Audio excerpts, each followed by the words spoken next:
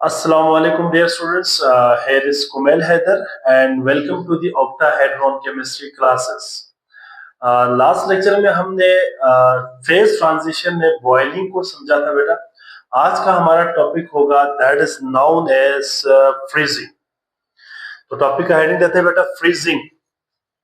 Number third phase transition is known as freezing. अच्छा जी, freezing. Freezing में क्या होता है बेटा? याद रखिएगा, फ्रीजिंग में कोई भी लिक्विड जो है वो कन्वर्ट हो जाता है किसमें बेटा? Liquid to solid.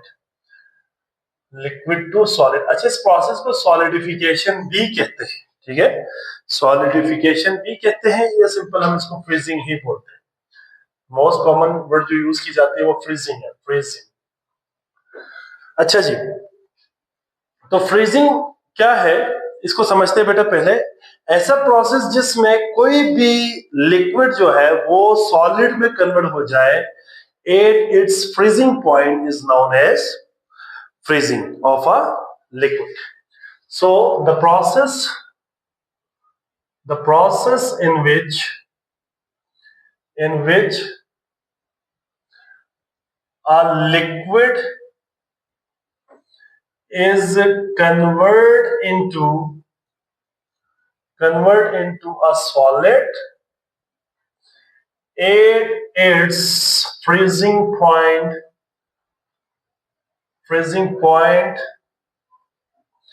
is called क्या है बेटा? फ्रीजिंग। इसको हम क्या कहेंगे? फ्रीजिंग कहेंगे। अब इसमें भी हम काइनेटिक पार्टिकल थ्योरी इंटरप्रिटेशन करते हैं इसकी। काइनेटिक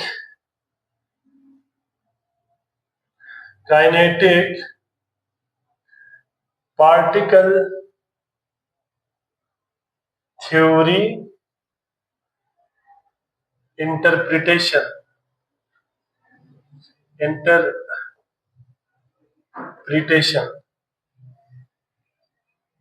चलो मैं यहां पर लिख देता हूं इंटरप्रिटेशन। अच्छा बेटा, काइनेटिक पार्टिकल थ्योरी इंटरप्रिटेशन क्या है ये अब हम अंडरस्टैंड करेंगे बेटा।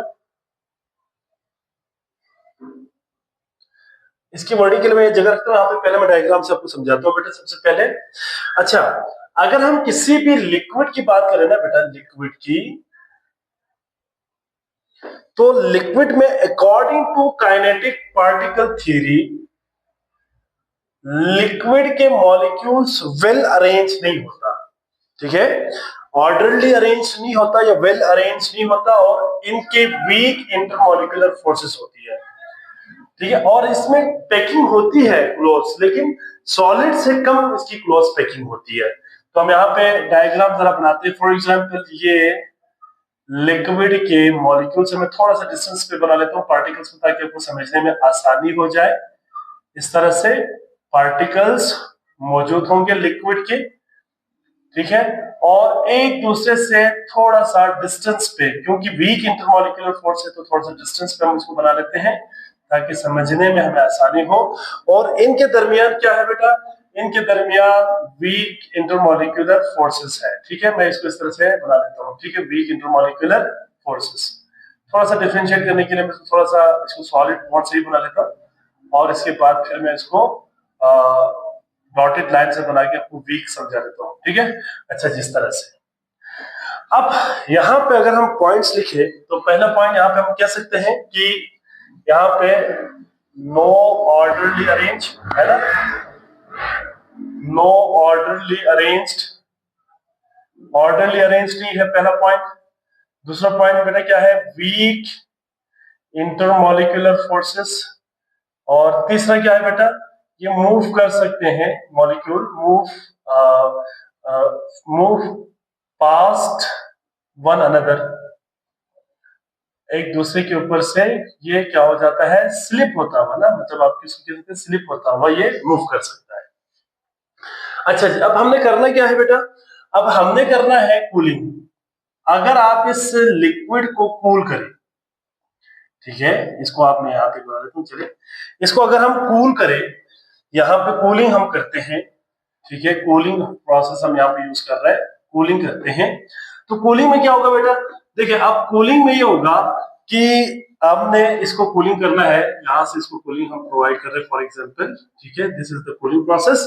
अगर आप कूलिंग करें ना बेटा तो क्या होगा, कूलिंग से इन पार्टिकल्स की या मॉलिक्यूल्स की काइनेटिक एनर्जी और पोटेंशियल एनर्जी क्या होना शुरू होगा, डिक्रीज होना शुरू होगा।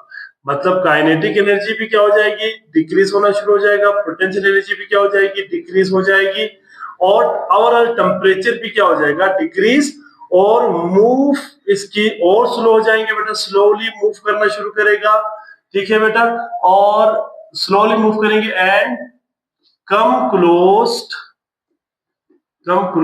टू ईच अदर, एक दूसरे के करीब आना शुरू करेगा।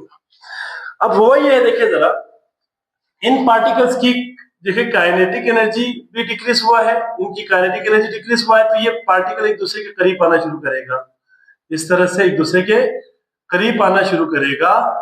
जब ये एक दूसरे के करीब सफिशिएंट डिस्टेंस पे आ जाती है तो इनके दरमियान स्ट्रॉन्ग इंटरमॉलिक्यूलर फोर्सेस ऑपरेट होना शुरू हो जाएंगे, ठीक है। अब आप जरा पॉइंट को अंडरस्टैंड करें, जब ये एक दूसरे के करीब आ जाएगा और जो ही टेम्परेचर कहां पे पहुंचेंगे बेटा, जो ही टेम्परेचर पहुंचेगा फ्रीजिंग पॉइंट के ऊपर, फ्रीजिंग पॉइंट जब अचीव हो जाएगा तो क्या होगा बेटा, फ्रीजिंग पॉइंट जो ही अचीव होगा, रिमेंबर दैट, इधर देखिए बेटा, रिमेंबर दैट कि ये जो पार्टिकल है ना बेटा वो एक दूसरे के करीब आके स्ट्रॉन्ग फोर्सेस ऑफ अट्रैक्शन जो है यहाँ पे शो करना स्टार्ट करेगा, और ये यहाँ पे एक दूसरे के साथ क्लोजली पैकिंग करके किस में कन्वर्ट हो जाता है बेटा, किस में कन्वर्ट हो जाता है, ये कन्वर्ट हो जाता है सॉलिड के अंदर, ये कन्वर्ट हो जाता है किसमें, सॉलिड के अंदर कन्वर्ट हो जाता है। और जो ही ये सॉलिड के अंदर कन्वर्ट होना शुरू हो जाता है तो इस पॉइंट को हम, इस प्रोसेस को हम क्या कहते हैं, फेज ट्रांजिशन को फ्रीजिंग कहते हैं। अब चूंकि यहाँ पे फ्रीजिंग पॉइंट आ गया है तो काइनेटिक एनर्जी मजीद डिक्रीज नहीं होगा, काइनेटिक एनर्जी कांस्टेंट हो जाएगा, ठीक है, और जो पोटेंशियल एनर्जी है ना बेटा वो डिक्रीज होना शुरू होगा। This decrease in the potential energy is basically utilize in the phase transition. ये कहां पे इस्तेमाल हो जाएगा, फेज ट्रांजिशन में इस्तेमाल होगा, और लिक्विड जो है वो कन्वर्ट हो जाएगा किसमें, सॉलिड में। इस प्रोसेस को हम क्या कहते हैं बेटा, yes, this process is known as freezing. तो हम यहां पे लिख सकते हैं बेटा कि according to kinetic particle theory, kinetic particle theory के मुताबिक क्या है बेटा, पहला point, the liquid molecule has less closely packing than solid. The particles are not in the well orderly arranged, मतलब ये orderly arranged नहीं होता। The molecules of the liquid have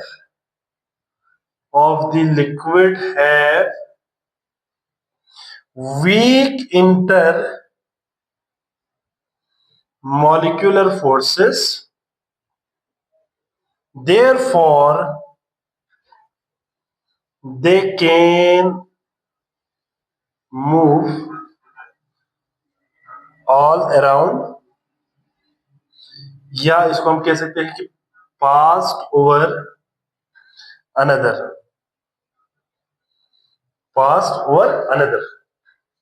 अब अगला पॉइंट, जब टेम्परेचर को डिक्रीज करेंगे, ठीक है बेटा, व्हेन ये ऐसे करें, upon cooling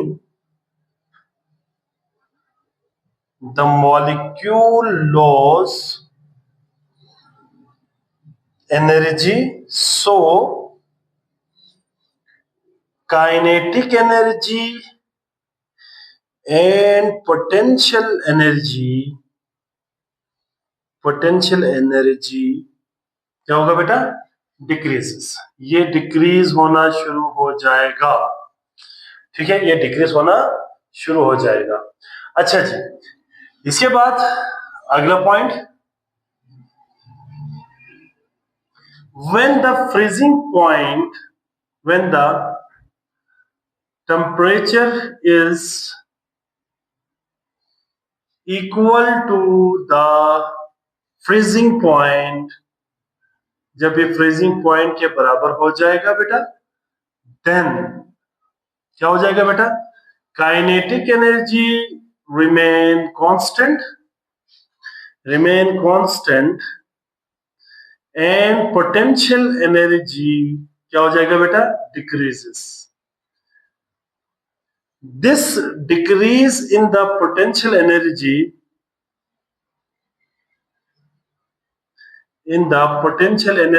is used to convert liquid है वो सॉलिड में कन्वर्ट हो जाती है बेटा। This phase transition is known as क्या है, फ्रीजिंग। और ये कहां पे होती है, किस टेम्परेचर पे होता है, फ्रीजिंग टेम्परेचर पे। इसके बाद number 4 is known as condensation.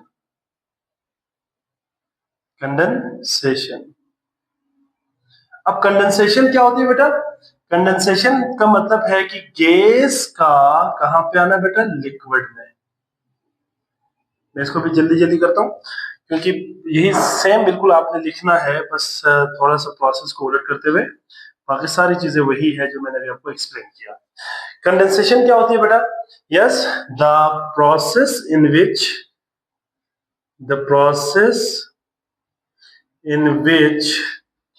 a gas is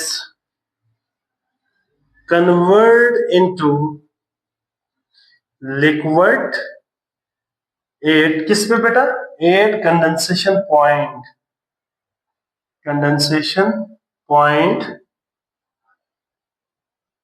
is called क्या है बेटा, is called कंडेंसेशन। इसको हम क्या कहते हैं, कंडेंसेशन कहते हैं। बड़ा सिंपल सा है बेटा, बाकी सारी चीजें बिल्कुल इसी तरह से हम एक्सप्लेन करेंगे। देखिए, किसी भी गैस का लिक्विड में आना क्या कहलाता है, कंडेंसेशन कहलाता है। बस इसमें भी आपने जो चीज याद रखनी है वो ये है कि जो पार्टिकल दूर दूर होंगे ना बेटा, वो करीब आ जाएगा जब आप कूलिंग करेंगे, ठीक है। जब वो कूलिंग करके आप मॉलिक्यूल एक दूसरे के करीब लाएंगे तो उनके दरमियान वीक इंटरमॉलिक्यूलर फोर्सेस शुरू हो जाएगा, क्योंकि गैस में नो इंटरमॉलिक्यूलर फोर्सेस होती है। तो वो जब करीब आता है तो इंटरमॉलिक्यूलर फोर्सेस ऑपरेट होना शुरू हो जाती है, जिसकी वजह से वो लिक्विड में कन्वर्ट होता है।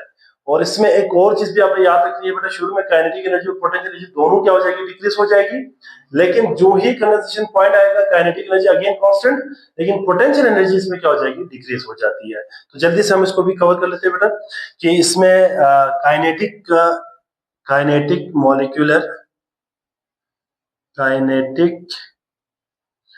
मॉलिक्यूलर इंटरप्रिटेशन, मैं जल्दी लिखता हूं, इंटरप्रिटेशन ऑफ कंडेंसेशन प्रोसेस।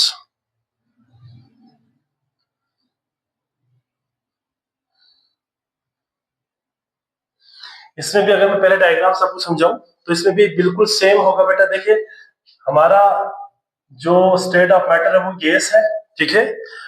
अब गैस के अंदर क्या होंगे बेटा, मॉलिक्यूल एक दूसरे से दूर दूर होंगे ना, फार अपार्ट होंगे, एक दूसरे से दूर दूर होंगे और इनके दरमियान कोई फोर्सेस ऑफ अट्रैक्शन नहीं होंगे।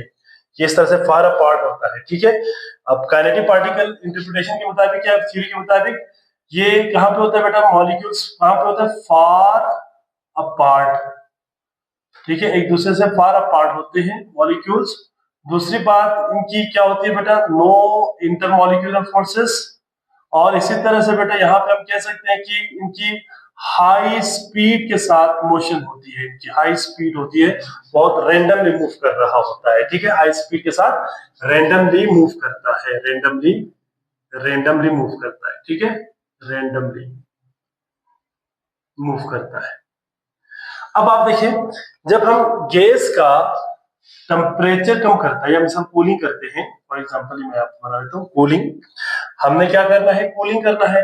जब कूलिंग करेंगे ना बेटा, ठीक है, तो अगेन क्या हो जाएगा, कूलिंग से काइनेटिक एनर्जी और पोटेंशियल एनर्जी क्या हो जाएगी, डिक्रीज। सेम, बिल्कुल सेम फिनोमेना यहाँ जो हमने अभी थोड़ी देर पहले पढ़ा है, यही यहाँ पे भी शुरू हो जाएगा। यहाँ पे हमने कूलिंग इसको प्रोवाइड की, मॉलिक्यूल्स को कूल करना शुरू कर दिया, तो क्या हो जाएंगे बेटा, इसमें काइनेटिक एनर्जी डिक्रीज होना शुरू हो जाएगा, पोटेंशियल एनर्जी भी क्या हो जाएगी, डिक्रीज हो जाएगी, और ओवरऑल टेम्परेचर डिक्रीज हो जाएगा। तो मॉलिक्यूल क्या हो जाएगा, एक दूसरे के क्लोज आना शुरू हो जाएगा, मॉलिक्यूल कम क्लोज, एक दूसरे के करीब आना शुरू होगा। देखिए फॉर एग्जांपल, ये इस तरह से एक दूसरे के करीब आना शुरू करेगा, इस तरह से एक दूसरे के करीब आ जाएगा। अब करीब आने की सूरत में क्या हो जाएगी बेटा, अब ये जब करीब आ जाएंगे तो यहाँ पे ये जो मॉलिक्यूल्स है ना, ये इतना सफिशिएंट करीब आ जाती है कि उनके दरमियान वीक इंटरमॉलिक्यूलर फोर्सेस ऑपरेट होना शुरू होता है। This basically process, this phase is known as phase transition. अब इसमें क्या हो जाएगा बेटा, यहाँ पे वीक इंटरमॉलिक्यूलर फोर्सेस शुरू हो जाएंगे, स्टार्ट हो जाएंगे, इनके दरमियान, मॉलिक्यूल्स के दरमियान इंटरमॉलिक्यूलर फोर्सेस ऑपरेट होना शुरू हो जाएगा। और जब ये ऑपरेट होना शुरू होगा तो ये कौन सा टेम्परेचर होगा बेटा, ये टेम्परेचर कहलाता है condensation, condensation point, condensation, condensation point, इसको कंडेंसेशन पॉइंट कहा जाता है। इस पॉइंट पे ना बेटा क्या हो जाएगा, कंडेंसेशन पॉइंट पे क्या हो जाएगा, ये गैस जो है वो लिक्विड में क्या हो जाएगा, कन्वर्ट हो जाएगा, वो लिक्विड में कन्वर्ट हो जाती है। और इस लिक्विड में कन्वर्ट होने का प्रोसेस को हम क्या कहते हैं, कंडेंसेशन कहते हैं। और इसमें अगेन काइनेटिक एनर्जी क्या हो जाएगी बेटा, कांस्टेंट हो जाएगा, और पोटेंशियल एनर्जी इस केस में अगेन क्या हो जाएगी, डिक्रीज हो जाएगी। This decrease in the potential energy is used in the phase transition. इसको जो है फेज चेंज में इस्तेमाल करते हैं, ये फेज ट्रांजिशन में यूज होता है। मैं जल्दी जल्दी इसको इसलिए कर रहा हूँ क्योंकि हमने पहले भी पढ़ा है, तो यही सारी बातें फिर दोबारा से अगर हम इसमें लिखे तो मैं पॉइंट्स बना के लिख देता हूँ। देखिए, according to kinetic particle theory of you can say gas, इसमें क्या होगा बेटा, गैस मॉलिक्यूल कहां पे होंगे बेटा, gas molecule are present far apart from each other, एक दूसरे से दूर दूर होती है, from each other, ठीक है बेटा, and they have no intermolecular forces,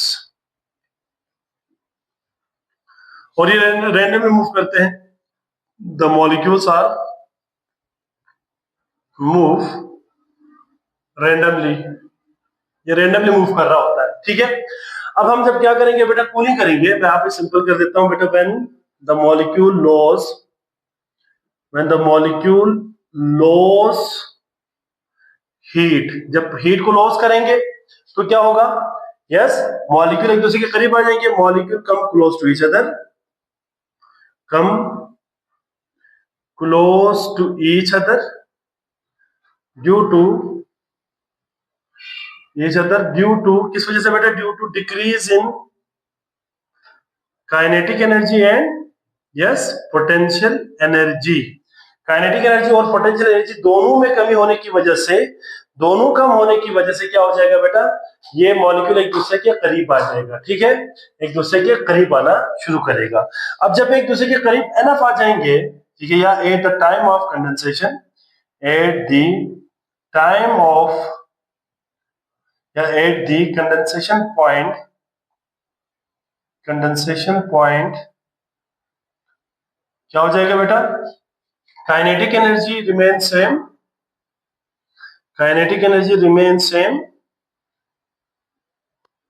and potential energy decreases, ये डिक्रीज हो जाती है। This decrease in the potential energy